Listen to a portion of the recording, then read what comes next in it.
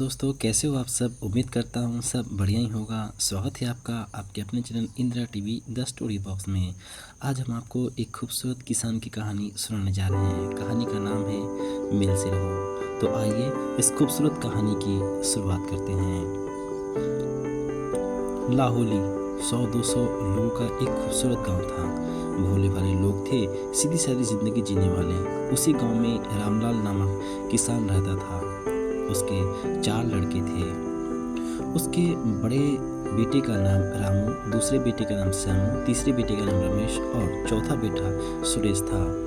किसान बहुत ही मेहनती था।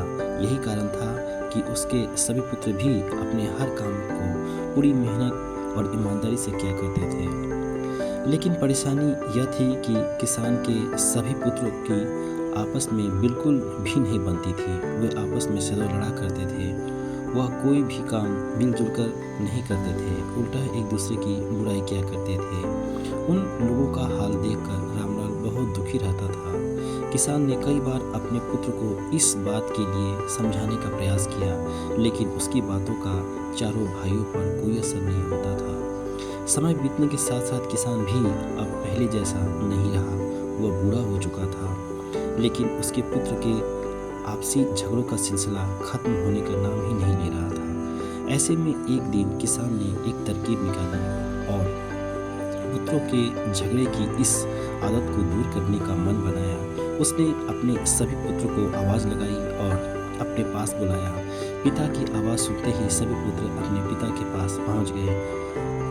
किसान बोला, आज मैं तुम सबको एक काम देने जा रहा हूँ। मैं देखना चाहता हूँ कि तुम में से कौन ऐसा है जो इस काम को बखूबी कर सकता है। सभी बेटे ने एक सुर में कहा, पिताजी आप जो भी काम देना चाहते हैं दीजिए, हम उसे पूरी मेहनत और ईमानदारी से करेंगे। किसान ने अपने बड़े बेटे से कहा, जाओ बाहर से कुछ लकड़ियाँ उठाकर लाओ। किसान ने अपने दूसरे बेटे से एक रस्सी लाने को कहा। पिता का आदेश पाकर बड़ा बेटा लकड़ी लाने के लिए और छोटा बेटे रस्सी के लिए बाहर चले गए।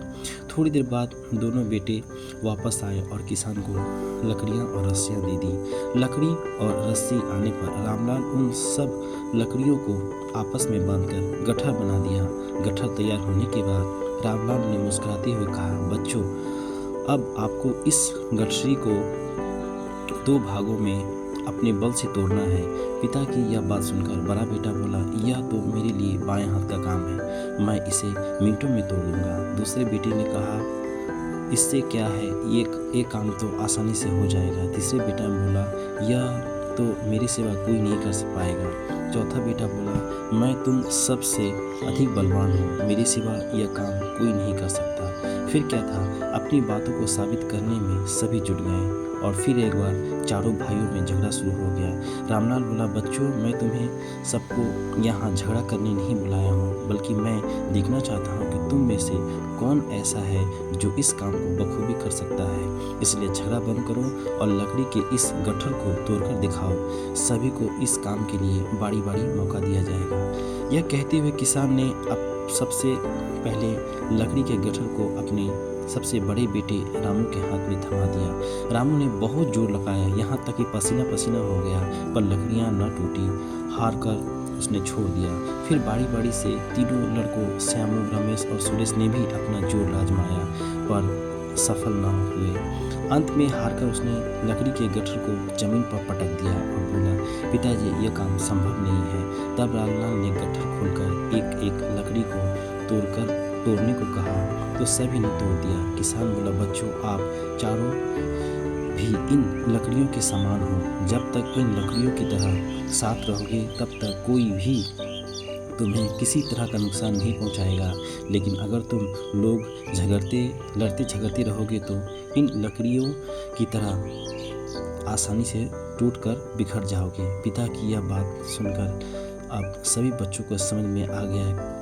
सभी पुत्रों ने अपनी गलतियों के लिए क्षमा मांगी और वादा किया कि जीवन में फिर दोबारा कभी आपस में लड़ाई नहीं करेंगे।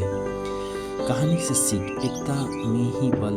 कहानी हमें बताती है कि एकता ही सबसे बड़ी ताकत है। अगर हम आपस में एकजुट होकर रहेंगे तो कोई भी मुश्किल क्यों ना आए, उनका सामना साथ मिलकर आसानी से किया जा सकता है।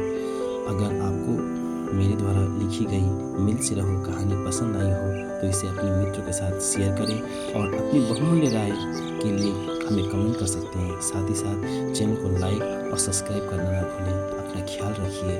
धन्यवाद दोस्तों।